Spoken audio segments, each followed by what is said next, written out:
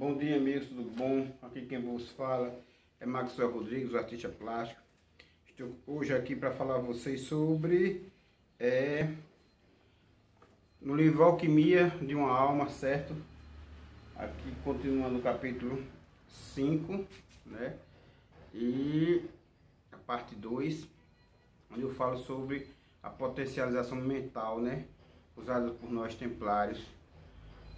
Naquela época onde fui o grande, quando fui o Jacques Molay, né? Grande não, o grande só Deus, né? O último grão-mestre templário. Então, continuando aquela parte da potencialização mental, né?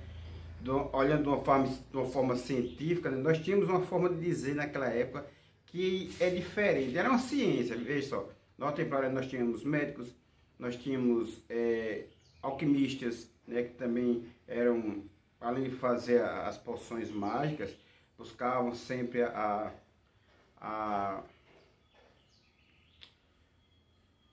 longevidade, né, usar as poções alquimistas também para passar filosofia, né, não só a parte de transformar ouro, né, metais simples em ouro, mas várias coisas. Então, nessa época, nós também usávamos muito, né, nos nossos ritos, né, ritos maçônicos, aqui a nossa pilastra grega, né, a nossa entrada aqui no portal mágico, certo? Então, quero contar uma coisa a vocês que poucos de vocês sabem, né? Vou mostrar para vocês aqui, ó. Naquela época nós usávamos cartas de baralho, iguais a essa aqui. Essa carta representa o portal mágico, tá vendo? Então, aqui tem duas pilastras, uma aqui e uma, esqueci o nome dessa fruta agora, certo? Que é usada para tratamentos. Então essas duas pilastras, uma grega e uma egípcia, significam o portal mágico, certo? Então, nós usávamos baralhos medievais, como esse que eu fiz aqui para vocês, certo? Baralhos templários, que era para, por meio das cartas, era um código, certo? Esse aqui é o nosso código da Nova Ordem de Cristo, certo? Esse aqui é só um baralho energético, né, que eu uso para ver a energia dos amigos, né? Não como um código. Mas veja só, mas ele fala muito das personalidades das pessoas que foram colocadas nessas cartas. Então, recentemente, que eu digo assim, nos últimos 20, 30 anos, a Ordem Illuminati, né, que pegou de nós, templários, os ritos, né, de Horus não, de Sete. Sete, esse rapaz aqui, ó.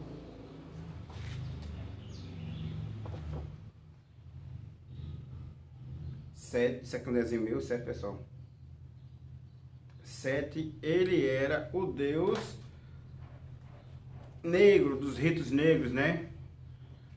Das energias densas, animalescas, mas talvez essas energias são as energias que trazem, se potencializando mesmo a mente, você traz à tona o que você quiser, né? Da parte financeira e física, né?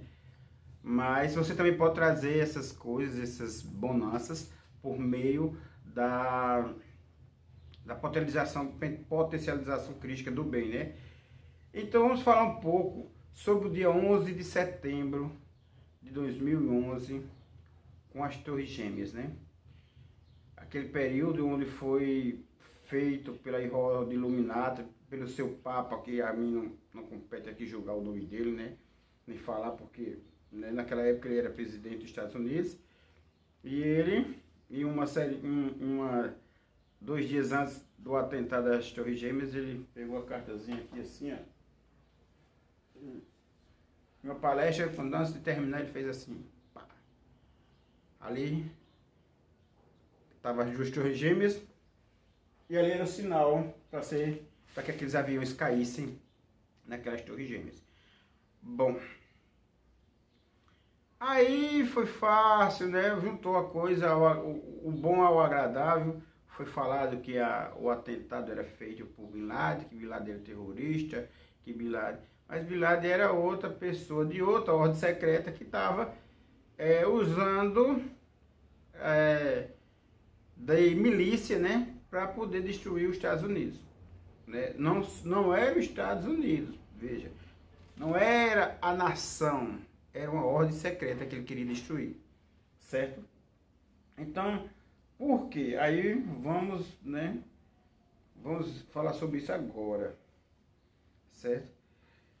Vamos ler aqui no livro de novo, ainda vou aprender a dizer essa palavra direitinho, pessoal. No livro, o grande livro de Ho'oponopono, Sabedoria Havaiana. Vamos continuar a parte científica, para que vocês possam entender o que eu estou dizendo de uma forma mais científica, certo? Eu estou usando o templarismo, né, os ritos templários, de uma forma agora científica. Estou explicando a vocês de uma forma científica, como ela funciona na sua mente, certo? O pensamento dos outros também pode influenciá-lo, sem você saber. Os trabalhos de Masaru Emoto. Quem foi Masaru Emoto?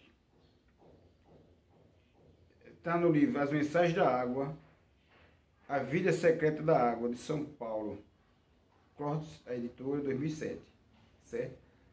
Revelaram que a mente é capaz de estruturar a água de maneiras diferentes, de acordo com as intenções proferidas.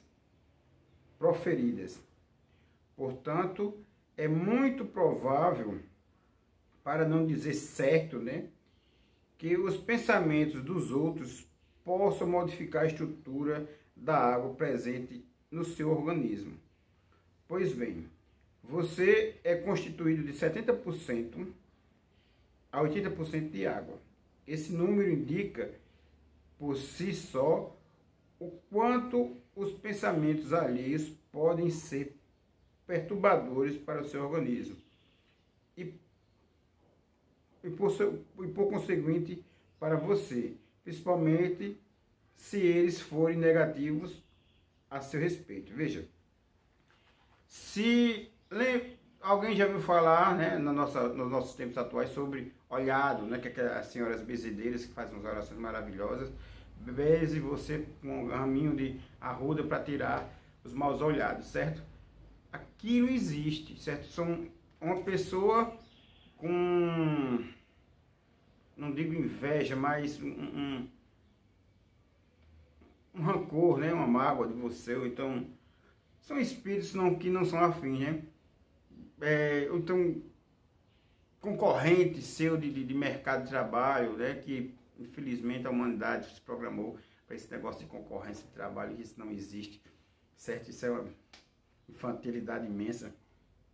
Então a humanidade se programou para isso. Então ela começa a pensar muito em você, e ela começa a mandar radiação energética para você. Como suas partículas de água são manipuláveis pelo magnetismo mental, ela consegue atrapalhar, né, um tipo de hipnose à distância, certo? Então, vamos agora falar um pouco sobre a oração. Minha gente, veja que coisa mais linda. A oração apela para a mente com vibrações de ajuda, amor e compaixão, ou seja, com as vibrações mais elevadas do ser humano. Essa aqui é o que eu chamo a vocês de oração, de ritos crísticos, viu? Ela apela também para outras energias ainda mais sutis presentes no universo. Um estudo efetuado por Universidade de Colômbia, de Nova York, no ano de 2000, mostrou que orações realizadas por grupos de todas as religiões misturadas, situadas na Austrália, no Canadá e nos Estados Unidos, haviam melhorado os resultados de fecundação in vitro em mulheres tratadas contra a esterilidade na Coreia. As taxas passaram de 26% para 50% de sucesso, sendo que os benefícios nem sabiam, os beneficiários, né, as beneficiárias nem sabiam que aqueles grupos estavam rezando por elas. O estudo de Harris é efetuado em 1990 nos Estados Unidos, obteve resultados semelhantes aos 999 pessoas hospitalizadas na alta da cardiologia, unidade de tratamento coronário de Kansas City. As que se beneficiaram de oração tiveram de 10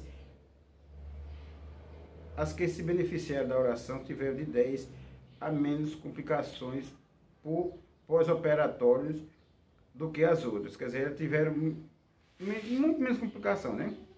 Da mesma forma, o professor Humbert Benson, da Universidade de Harvard, estima que os pacientes que repetem orações são capazes de estimular alterações de funcionamento de seus órgãos. Uma oração feita por si mesmo ou por outras poderia, portanto, ser uma outra possibilidade de apagar certas memórias erradas. No entanto, os resultados, embora evidentes, não interessam a totalidade das pessoas, ao passo que o Ho'oponopono, né, isto é, assumir a plena responsabilidade pela determinada situação e pedir para que a memória errada associada a ela seja apagada. Os efeitos parecem melhores e mais rápidos. Bom, continuando aqui, né? Um outro estudo mostrou que a felicidade é contagiosa. Assim, o humor de uma pessoa é influenciado pelos outros. Um sentimento como a felicidade é transmissível aos amigos, parentes e conhecidos, como revela o estudo citado, realizado com 4.739 indivíduos entre 1983 a 2003. Dentre eles foram identificados grupos de pessoas felizes e infelizes. Os pesquisadores constataram então que a felicidade se espalhava até o terceiro nível de relações, até os amigos dos amigos dos amigos. Eles determinaram, inclusive, que se uma pessoa tiver um amigo que resida a menos de 1,5 quilômetro e que tenha alcançado a felicidade, isto aumenta em 25% a probabilidade de ela própria ficar feliz. Resultados semelhantes foram observados entre marido e mulher, irmãos e vizinhos de portas. Logo, a felicidade é contagiosa. O bem também é contagioso, viu, pessoal? Entretanto, esse efeito tende a diminuir com o tempo e a distância. Segundo Gerhard Grande, a ação da mente teria sido igualmente observada no campo magnético terrestre, que se tem modificado após os acontecimentos de 11 de setembro de 2001. Não foi 2011, não, viu, foi 2001. Estes últimos provocaram um violento trauma na mente de muitas pessoas.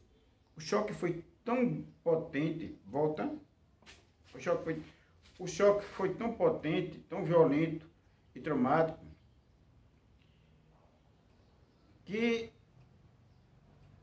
todas as energias psíquicas emitidas naquele instante foram capazes de produzir alterações no eletromagnetismo da Terra. Veja só, pessoal. Eu vou explicar isso daqui a pouco, viu? Para a engenheira e professora em ciências aerodinâmica russa, Marisa Popovic, existiria uma interação permanente entre as emoções humanas e o campo eletromagnético da Terra.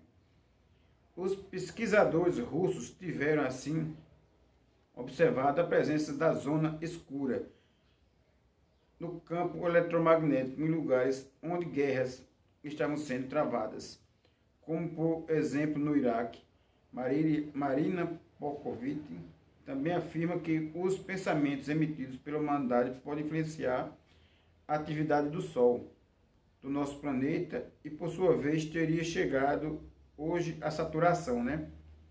Ela reagiria a isso através de perturbações brutais, sismos, erupções, inundações. Bom, gente, aqui as outras, a partir do momento em que essas informações forem confirmadas e extrapolando o princípio delas, é muito provável que a influência da mente humana possa ir muito mais longe. Era isso que eu queria passar para vocês, veja. Então, o que é que nós fazíamos, né? Mentalizávamos a saúde e conseguimos, na época temporária, mentalizávamos a saúde e conseguimos a saúde. Por cada rito, aqui tem a minha espada, né? É um modelo de madeira, né? Mas é só para essa espada para minhas apresentações nas escolas, assim que o vírus Covid-19 for controlado verdadeiramente, né? Então é o seguinte, veja, essa espada representa a minha cabeça, né? Os meus braços e a minha coluna vertebral, onde está meus 33 elos energéticos, certo? A cabeça, onde está o chakra coronário e frontal, onde está meu terceiro olho, né? O pescoço, onde está a parte laríngica, e aqui o meio, onde está o chakra cardíaco. Então, o restante também dá, dependendo do ângulo que for visto, né? Ela representa também os outros chakras, né? Básicos, esplêndidos, sexológicos, né? Todos eles. Então, as espadas agora representavam isso naquela época. Mas nós, porque fomos convencidos que tinha que haver uma luta para que fosse implantado a bondade na Terra, foi besteira. Então, naquela época, nós espalhamos essas energias negras no universo, certo? Então, o que é que aconteceu? Agora, recentemente, a Ordem Illuminati, que aprendeu muito bem esses nossos ritos, né? E essa potencialização negra, usou para modificar o magnetismo da Terra. Alguns homens trilionários, né, usaram essa energia, vão se tornar mais trilionários, mas em compensação vai vir Covid-19, tuberculose, né? Agora foi descoberto recentemente nos Estados Unidos um vírus que comeu o cérebro de uma pessoa, né? Uma largata que comeu o cérebro, né? O vírus foi comer o cérebro. Então, temos que ter cuidado com nossos pensamentos, né?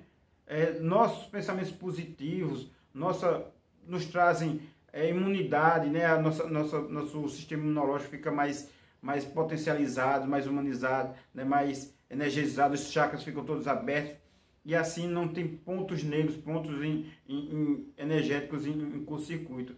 Então, esses eram os ritos. Aí você vai dizer, é preciso montar uma igreja, um templo, uma loja? Não, não é preciso. É preciso você estar em casa, é preciso você estar harmonizado com você, com as outras pessoas. Ah, sim. Mas nós não conseguimos viver. Eu sou essa pessoa, né? Eu ainda tenho muito temperamento do que eu tinha quando eu era Jacques Molay.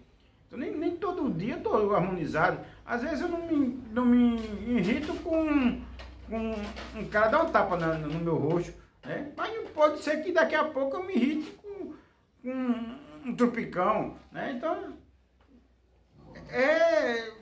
não sou santo, ainda estou em evolução, né? Muitas vezes existem conflitos familiares porque as pessoas com quem no meio que eu nasci são irmãos que em outras vidas nós eram inimigos mortais, e hoje nós fazemos parte da mesma família, e é isso, entendeu? Então, qual é a meta? Veja só, eles estão resgatando a parte deles, né? E eu a minha. Então, não precisamos, se essa convivência nos traz choque, a gente amar não é estar junto, amar é deixar livre, né? E se não ama tanto, é que tem que deixar livre. Para que perseguir, não é verdade? Amar o inimigo, amar a pessoa que você não gosta, é deixar ela em paz, não agredi-la, né? Então, pessoal, falaremos no próximo áudio, né? No próximo capítulo do audiolivro Alquimia de uma Alma, sobre os cultos vestes, certo? E vocês vão começar a ver a semelhança entre o cristianismo construído pela Igreja Católica, que difere do cristianismo gnóstico, que é o cristianismo mais com energia mais divina, certo? Então, para vocês, um bom dia.